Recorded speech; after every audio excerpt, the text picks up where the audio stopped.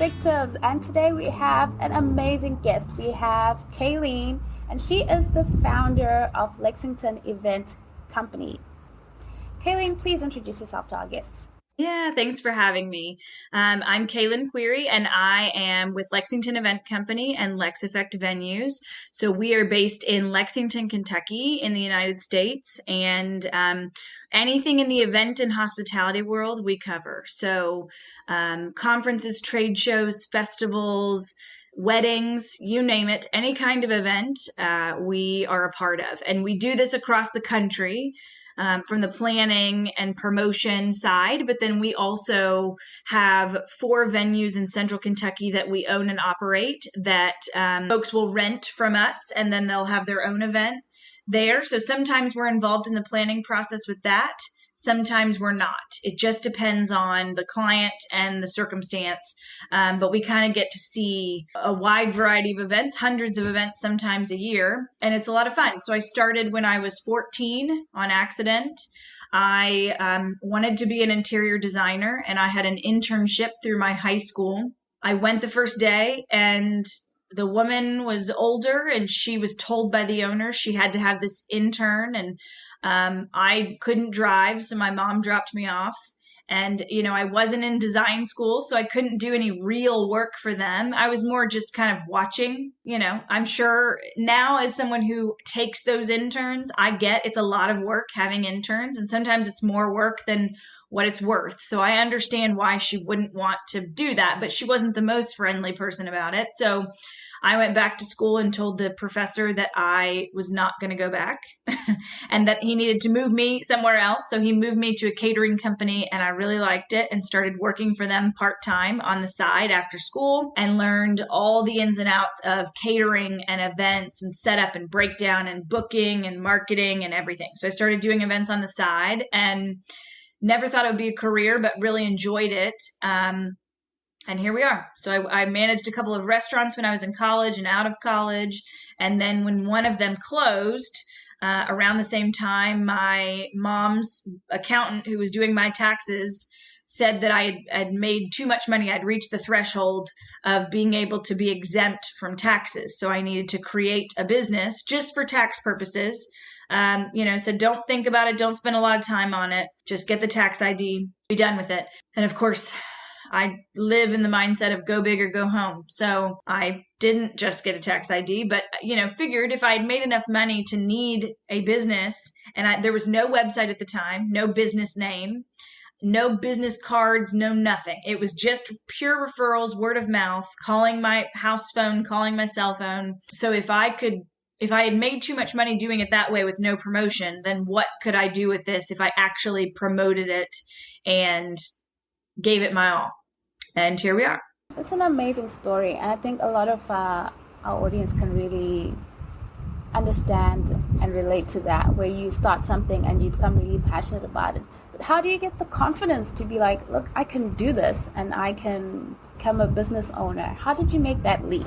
Part of it was just kind of blind faith, and kind of jumping over the edge. I think as entrepreneurs, some of us are crazy. Most of us are crazy, and part of it is just taking the leap and going for it. And sometimes it works out and sometimes it doesn't. Now there's a calculated way to do that so that you're not just flailing in the wind, but it took a lot of practice and a lot of time and a lot of work building my confidence. I knew that I knew how to produce events. I knew I was good at it. I knew that I had more experience than most people older than me, let alone anyone my age. But I've always been younger than everyone that I'm working with. So I've always struggled with that. Normally you're working with a lot of men. So sometimes there's a struggle with that. So, I knew I was confident in my ability, but I wasn't always great at expressing that confidence to people. So I had to work very hard in the way that I talked to people, the way that I presented myself, the way that I communicated, emails, presentations, etc. I had to work hard to be confident externally like I was internally. And there's still times where things come up and I kind of think like, oh, I don't know if I can do that. I don't know if I'm qualified for that. I don't know if I'm good enough for that. I don't know if I have enough time. So I have to constantly kind of, work through that. I have a therapist that I spend a lot of time with, friends from church, business coaches, other people in my industry, other business owners. I mean, I try to have a large network of people that I can bounce ideas off of, sometimes just kind of vent or complain. Some people are there for encouragement. You got to have all of those people. And sometimes I need people to tell me no as well. Sometimes I get an idea in my head and it sounds really good to me, but in reality, it's not a great idea. So I also need those people that say, hey, let's reel this back a little bit and slow down. Let's take our time. So, it's always a work in progress. And it's really amazing that you say that, because I think you touched on a lot of the issues that as an early entrepreneur we can face. Issues of like confidence, and it's great that you say that you actually took steps to work on the things that you felt like, look, this will improve my confidence, and also being part of a community, the importance of that. Well, it's unfortunate that your first mentorship didn't go that well, but it sounds like you also found a lot of great mentors along the way. How can someone find a mentor? You're an early entrepreneur, you don't know anyone who's in business, you're starting up, but you need people around you. How can you go about finding a mentor, and how do you approach one? So you just have to ask. When I first started, someone gave me a piece of advice that I needed to have yes people and no people. So you have to have people that encourage you and are your cheerleaders, but you also have to have people that say, this is too much, or I don't think you have this idea fully formed, maybe step back a little bit, or I don't think you have the time or the money or the whatever. So you got to have people that support you and cheer you on no matter what. And you've got to have the people that say, pump the brakes and walk away.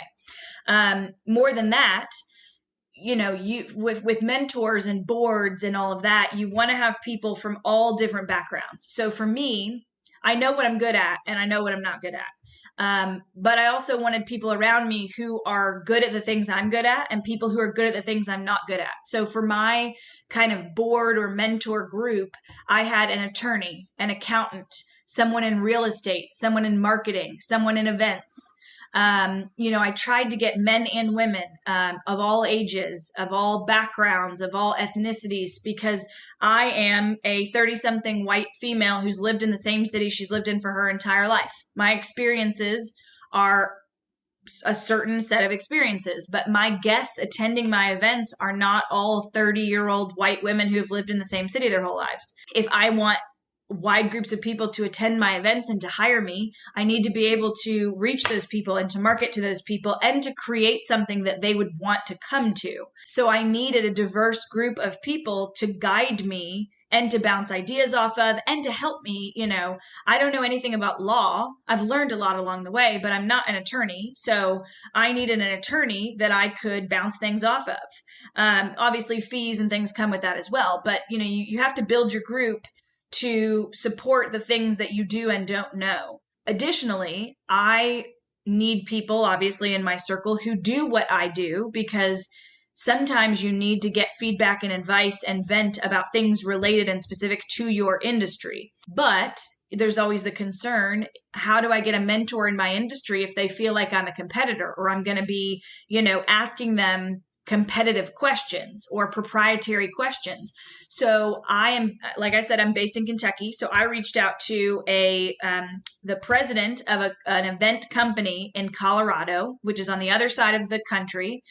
And I have family out there. We have businesses out there. So I spend a lot of time out there, but I don't live there. I don't produce a lot of events, some now, but not a ton. And I don't do any kind of events like they do. So they produce fun runs and 5Ks and things of that nature. And I'm only running if a bear is chasing me. 5Ks and fun runs are not my thing. So I'm not a competitor. I will never ever produce those kinds of events. But they are doing amazing things, and they produce some pretty well-known races and runs, and they do it all over the country. And they started as a small little company in the back of someone's garage in Colorado. And, now they're this massive multi-country operation. So I looked him up on the internet, asked my uncle who lives in Colorado if he had any connections to him. He did not. I found his email through a cyber stalking situation from LinkedIn and everything else. And I sent him an email and I said, his name is Jeff. And I said, hey, Jeff, my name's Kaelyn. I have started an event management company in Kentucky. Here's what we do. I'm not a competitor. I'm just starting out. And I was wondering if you would be my mentor. And my hope would be that once a month or once every other month, maybe we could schedule a call for an hour. I'll send you questions and topics in advance that I am working on or have issues with or whatever. And maybe you could share some advice. Maybe you could just listen. What do you say? And sure enough, he responded and said, absolutely, I'd love to. So for a long time, we emailed back and forth. And then I went out to Colorado shortly after that to see family and told him I was coming out, asked if we could meet. And sure enough, we met in this little dive bar in Louisville, Colorado, and we sat for hours and he talked about everything. He talked about getting started and mistakes he made and things he would go back and do differently and things that I should do and shouldn't do. And I mean, some advice that still to this day I follow. And it was great. We're not competitors, so I'm not taking any proprietary information. But I think a lot of times as mentees, we get nervous about asking someone to help us. But people typically are flattered that they're being asked, because if you're being asked to be someone's mentor, it means that they feel that you are smart enough, that you are experienced enough, that you are high enough up, that you should be a mentor. So it's an honor to do it. Now, I always get very flattered when people ask me for that. But what you want to keep in mind, obviously, is being respectful of their time and their capacity. I made it very clear up front. I was not going to take more than 1 hour a month. I would send everything in advance so he had time to look at it. And I kept it to an hour to the minute. I mean, I did not go over that hour time. So, it's not more than what he could commit to. I'm not asking to call every day. And I'm not local, so it's not like I can just show up at your office. But I think setting the parameters and the expectations up front, being respectful of their time, but just asking. I mean, the worst someone can do is say no, and then I'm no better off or worse off than I was before. But he said yes. It's great that you broke that down, because sometimes we get afraid to ask for mentorship because we feel like we're being a bother. But like you said, if you set those parameters and it's not asking too much and you're respectful of the other person's time, that's really great. You said it's important to have a group of yes people and a group of no people. How then do you balance, because they say trust your gut, trust your instinct, and go with that. How do you know? Because if you're early in entrepreneurship, maybe your gut isn't yet that sophisticated to be able to go through some of these things. How do you balance, just being proud of the things you know and the things you think you know, and actually taking in what people are saying, and also being strong enough to go with what you think is right? Yeah.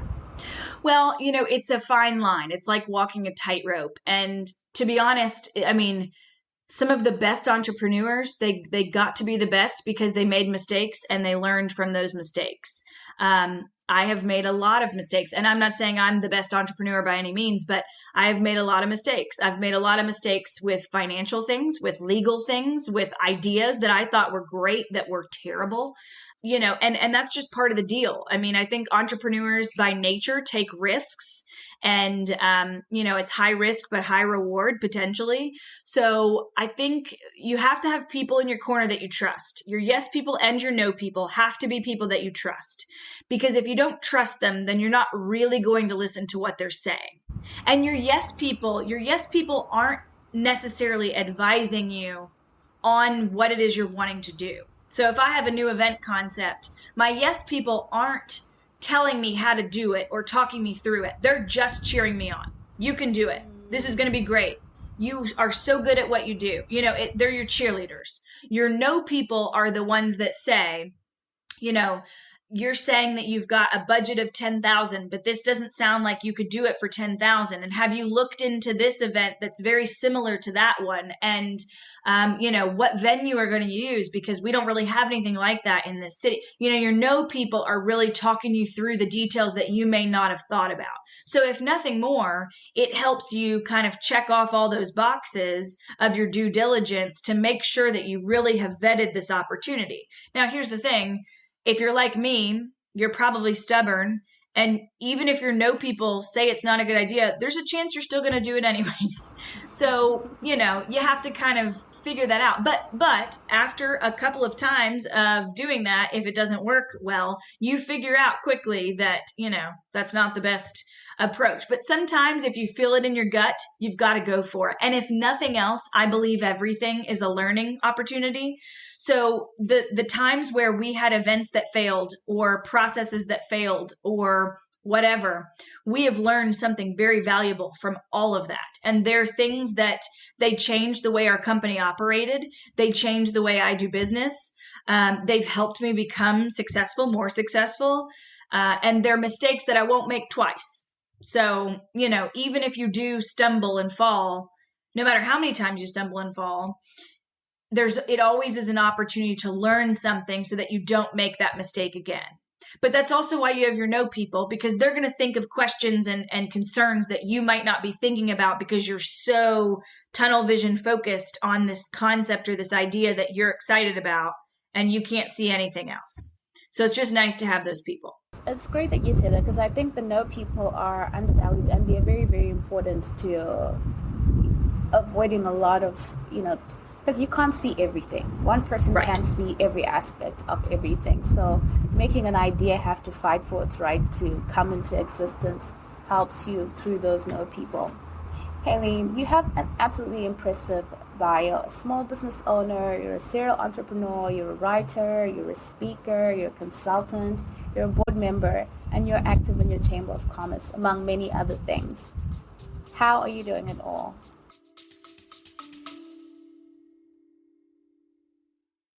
Hey, small business family, quick pause here. If you've been listening and thinking, I need help getting clear on my message and how to actually market this amazing thing I've created, I've made something just for you.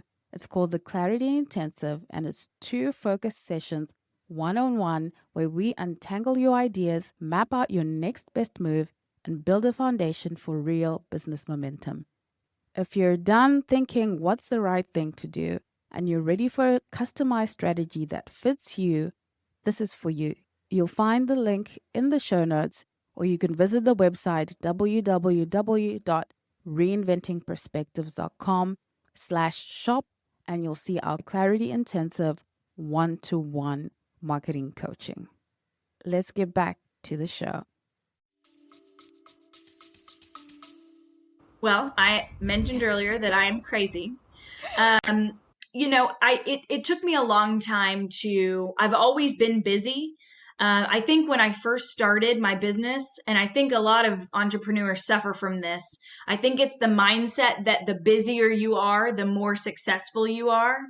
And that's not necessarily true. You can be really busy, but you could be making no money because you're booking meetings with people that, don't matter in the grand scheme of what you're trying to do, or you overschedule yourself so you never have time to actually produce the product or the service that you're pitching to everybody, or you're so wrapped up in selling.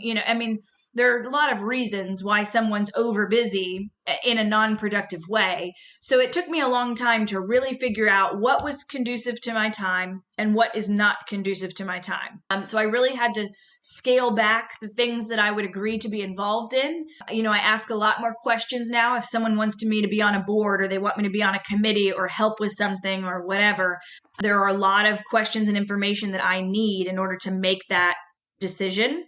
On top of that, I want to make sure that it's a conducive use of my time, which doesn't always mean money. Is there a connection I can make? Am I serving my community? Is this something that brings me joy?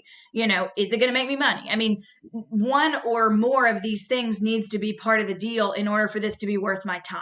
So figuring out what those things are and agreeing to that and then getting rid of everything else has really helped me be able to properly put forth my best effort with everything I agree to do. More than that, I time block. So I set aside if you look at a 5-day week or a 7-day week, I map out, typically on Sundays, I map out what days of the week am I working on this company, and what day of the week am I working on the next company, and what day am I doing interviews, and what day is a self-care day. I'm currently in school to get my MBA because I'm not busy enough. So I decided to add that to the list. So what days am I working on school? I try to time block it out. Now, sometimes you can't have a whole day dedicated to one thing, but if my day is split, I'll say, okay, from 6 a.m. to 9 a.m., I'm answering emails. And then from 10 a.m. to 2 p.m., I'm meeting with clients. And then from 4 to, whatever time, I'll block it out. I leave time in between for last minute stuff, eating, meals. You got to take some breaks, errands, things like that. But that has really helped me focus on what I need to get done instead of this long list of to-dos that are overwhelming. And then you never really get anything accomplished, or toggling back and forth between so many things that you're confused about what you're doing. Blocking it out has really helped me say, okay, I'm going to get as much as I can done for this thing from this time to this time. And then I'm not coming back to it until later today or 3 days from now or whatever. And part of that is setting realistic expectations with the people that you're working with, whether it's your clients, board members, colleagues, etc.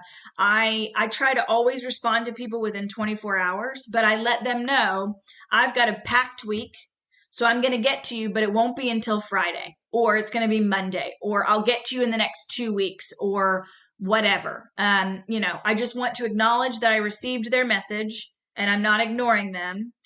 And sometimes I don't have much going on, believe it or not. So sometimes I just immediately respond and it's fine. But there are times where the weeks are crazy or the days are crazy. So, I try to set realistic expectations for them on my ability to respond, address it, get them what they need, etc., which has helped. It's really important. And I'm glad you touched on it, because it sounds like when you manage your time well, or you at least try to put structures in place, you avoid a lot of the insanity that can happen with entrepreneurship, as well as just being in control of your time rather than things kind of controlling you through time. Yeah. And how important that is. Thank you for touching on that. Kaelyn, what has been the biggest challenge that you faced as a small business owner and, starting out young up to now? Yeah. Oh gosh, I have a long list. I think the hardest part would be twofold. One, when you're a small business, especially starting out, normally you don't have a lot of money. You don't have a lot of time. And even if you have a bunch of investors, you never get as much money as you actually need. You do your budget, you do your prospectus, your P&L, you've got your projections. You always end up needing more money. Always. Something comes up. You need a license you didn't think you needed, or you need insurance you didn't think you needed, or you've got to get your product tested and you weren't expecting it, or whatever. So you always need more money. And I think when you're a small business starting out or an entrepreneur, you try to save as much money as possible and do a lot of these things yourself. And I found the hard way that ends up hurting you more than it helps you. And you actually end up spending 2 or 3 times what you would have spent had you just paid for it on the front end. In the very beginning, I did not have an attorney draft up contracts. I did it myself. I don't know anything about contracts. I do now, but I didn't when I started. So I ended up putting ourselves in positions where we were in the middle of some pretty contentious battles with people about contract terms. And because I didn't have an attorney, it got me deeper and deeper and deeper into this hole and cost me a lot of money, because eventually I had to hire an attorney to work these things out. Now we ended up getting it worked out, but I mean, tens of thousands of dollars later, and a lot of time and a lot of effort and a lot of lost sleep. So I think figuring out on the front end, your CPA, your taxes, that's important. Legal, anything legal, that's important. HR and payroll and employee relations, if you have staff, that's important. There are certain things that you cannot cut corners on. So getting that lined out on the front end saves so much time and so much money and so much headache. The other piece of that is I was very bad, kind of going back to the topic earlier about doing all these things. I was very bad about taking a break and some self-care and me time. You're starting out, so you want to take all the business and all the sales that you can possibly manage. One, because you need the money, probably. And two, because you're new. And so you're trying to get your name out there. But typically for small businesses and entrepreneurs, that means you're working 7 days a week, 24 hours a day, nonstop. And yes, that's part of the deal. As an owner of a business, you're always working. You're never really off. But there would be stretches of months where I would go 40, 50, 60, 90 days with no day off. And at the time, I was thinking like, wow, look at this. I'm getting all this done. I've had 90 days with no day off. And it was almost kind of like a feather in my own hat for myself. But in the end, I put myself in the hospital twice for just pure exhaustion and dehydration. And I wasn't having fun. After years of doing it, I wasn't having fun anymore. And I lost my reason for why I started these businesses in the first place. So now part of my time blocking is making sure that I have at least 1 or 2 days a week that I do not work on things. I do not answer emails. I do not go on tours, no client visits, no nothing. I could sit on the couch all day. It doesn't matter, but I'm not doing anything work related. I take regular trips. I like to before COVID, I like to travel a lot. So I take a couple of international trips a year, a lot of domestic trips throughout the year. And it could be a 4-day, 3-day something, but I told myself once a month I would go somewhere. So it could be going to another city in Kentucky where I live, or it could be going to another state across the country, or it could be going to another country for a 10-day stretch or something. But once a month, I was going to go somewhere, unplug, relax, explore, and have fun. That's what brings me joy, traveling and being outside and exploring other cities and countries. So being able to do that every so often and unplug from work lets me come back refreshed, excited, and then I'm not so angry, and I'm better for myself. I'm better for my clients. I'm better for the team. So I think when you're first starting out, sometimes you forget that you need to take care of yourself too, because you can't pour from an empty cup, and it's hard to do in the beginning. There's such a grind and hustle culture where it's almost like you take pride in not sleeping, and you take pride in, not paying any attention to yourself and just being at work. And really, it's to your detriment in the long run to do that. But a lot of times as an early entrepreneur, you feel like, the world's going to fall apart if you stop. And exactly. It's not. You do. You do feel like that. And I think right now we glorify overworking, especially in America. We glorify and we put on a pedestal the more you work and the harder you work and the more time you spend, the more successful you are. But that's not necessarily true. And so what it results in is all these people working nonstop, and then no one's having any fun. And like you said, to your detriment, you are overrun and you're tired and you're exhausted and you're sick. So it's great that you mentioned how you put self-care to the forefront, because if you can do that with all the things that you juggle, it's a testament to the fact that everybody has time for self-care, and self-care should be mandatory. Yes. How did you decide to go specifically into the event business? Is it because of the work that you were from your experience, or did you just feel like it was a talent that you had, or someone suggested to you? How did you get around to that point? For the internship, I started doing it on the side, and I really enjoyed it. I was good at it. I'm very organized. I'm a little bossy, which you need in event management. I'm very type A. And, it was just something that I enjoyed doing. So I just kept doing it on the side, but I never thought it would be a career. I did it through college. I did it after college. And then, to be honest, the only reason that I'm still doing it is because the restaurant that I was managing was closing, and I didn't want to move to one of the other sister concepts. So I kind of went for it and took a leap of faith. But if you had told me even 10 years ago that this would be my full-time job, I would have laughed at you because, event management was not a career. It wasn't an industry. You couldn't get a degree in it. And things have changed in that regard quite a bit. But, it's something I really enjoy. I am really good at it. I'm not good at math. I'm not good at a lot of things, but this I am good at. And, it's just something that I really enjoy doing. So the fact that I get to do it for a living and I enjoy it and I'm good at it, it just is a win for me. But, I just kind of fell into it and then kept showing up. So never thought it would be a career. And sometimes still I look back and can't believe that I'm still getting to do this as on a full-time basis. So I'm very blessed in that regard. It's interesting because when I listened to you say that you felt like you were kind of shy around people and not always expressing yourself. And then I'm also thinking like, well, events, I'm sure it has a lot to do with working with a lot of people more than, no, any other type of business. And you did the work to put yourself in that place. So that's pretty amazing. Because a lot of times we default to say, oh, I'm too shy. And especially as females, or I'm not good at talking to people, so I definitely couldn't do that. But doing the work, you show that you can do it, and you can do it successfully till. Well, and at one point, believe it or not, I was deathly shy. You could not pay me to talk to someone. And, over the years, working with people and being forced to do that, I took a lot of public speaking classes.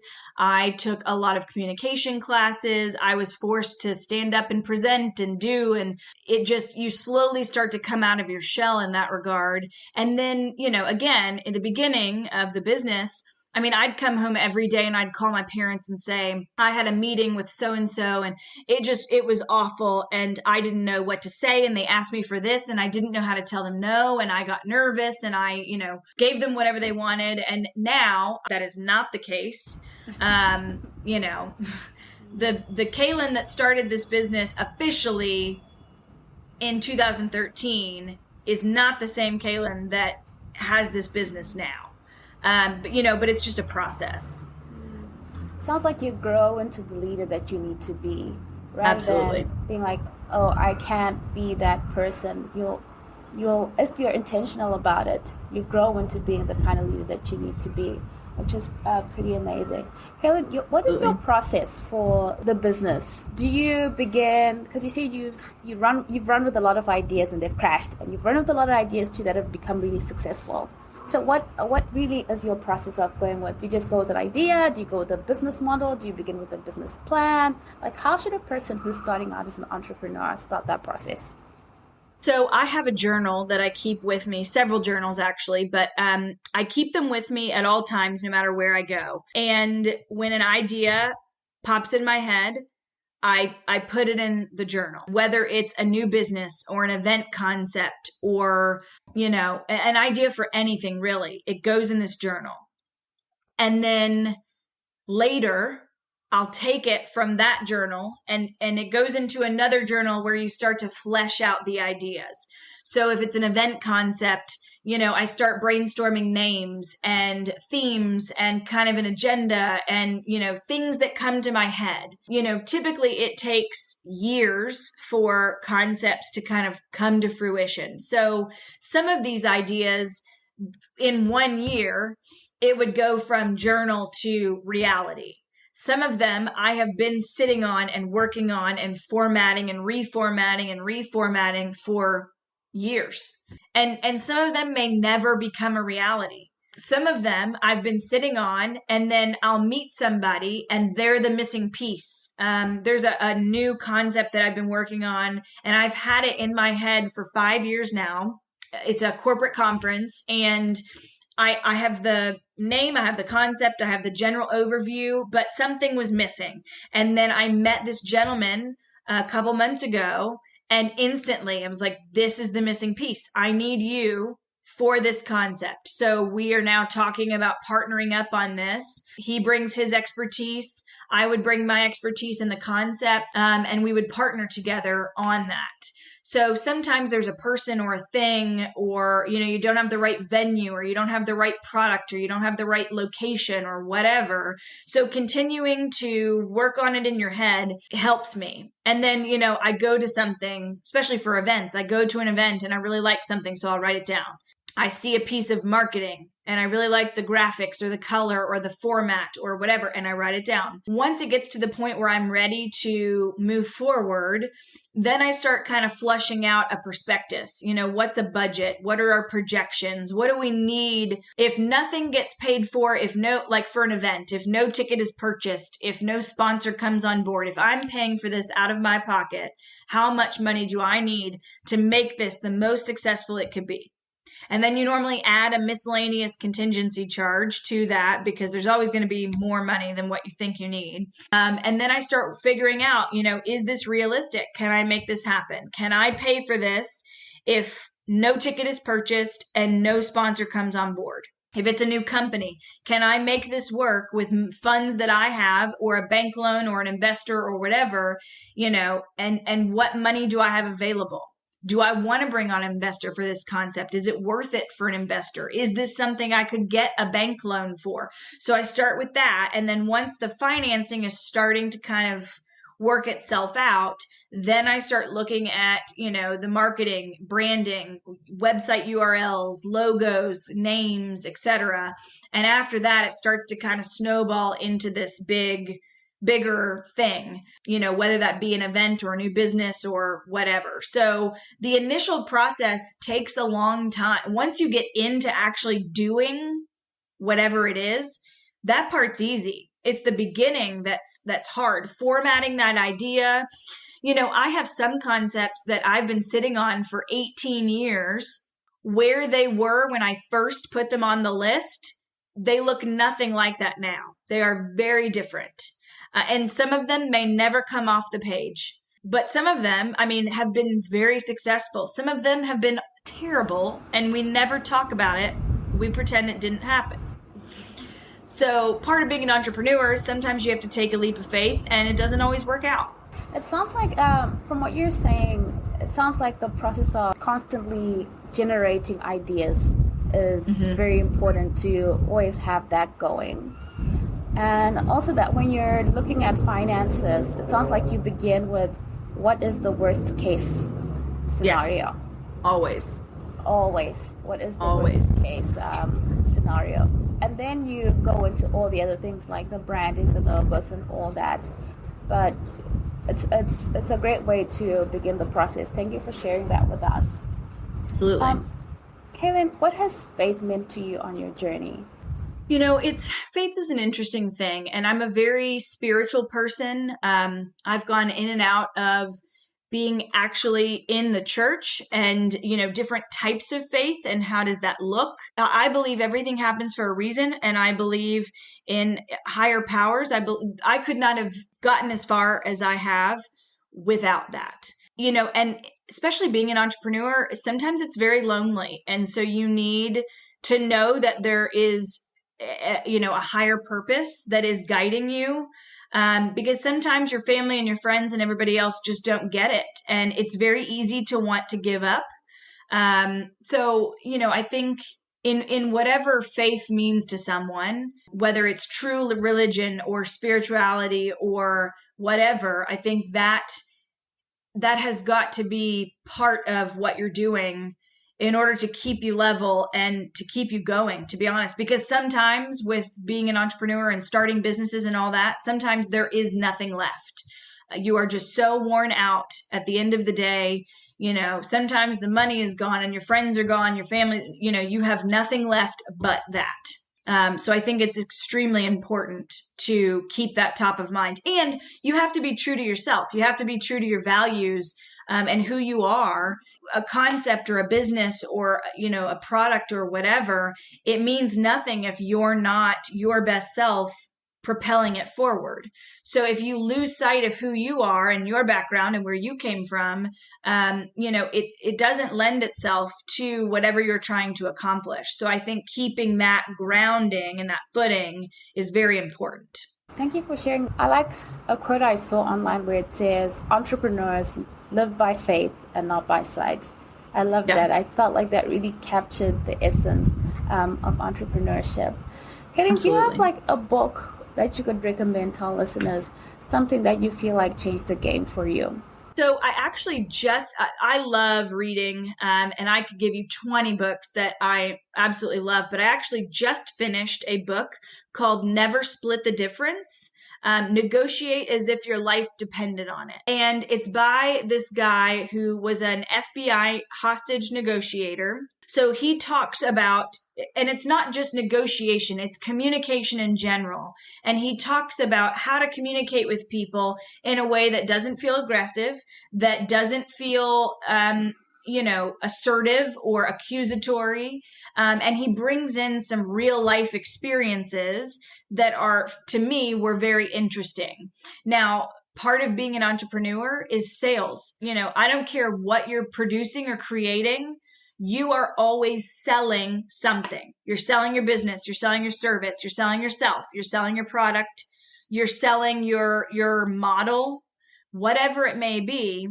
Whether you're trying to get investors or funding, if you're trying to get, a new client, if you're trying to sell things to a larger brand that you want to distribute your product, no matter what type of entrepreneur you are, at some point you are selling something. So being able to talk to people and to get that, I wish I had this book 20 years ago, because it really does a great job of teaching and talking about how to get what you want, but how to mutually benefit yourself and the other party, how to do it without sounding aggressive. Sometimes when you say no to somebody, it sounds really abrupt and rude. And so they give you some tips on how to say no without really saying no. Sometimes when you're the other side, especially when you're new and you're young, I was terrible about not letting people walk all over me because I didn't know how to say, I don't understand, or I can't offer that, or I'm not sure, or what. I didn't know how to say that, and I didn't want to say that. So this teaches you how to manage that without sounding young, shy, inexperienced, unsure, etc. And to be honest, helps you position yourself a little better.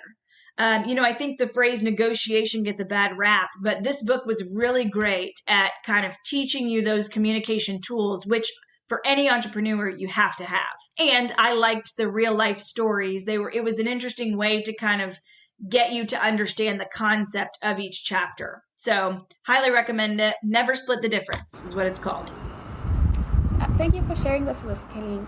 Hey, where can people find you? Find me online, KaelynQuery.com.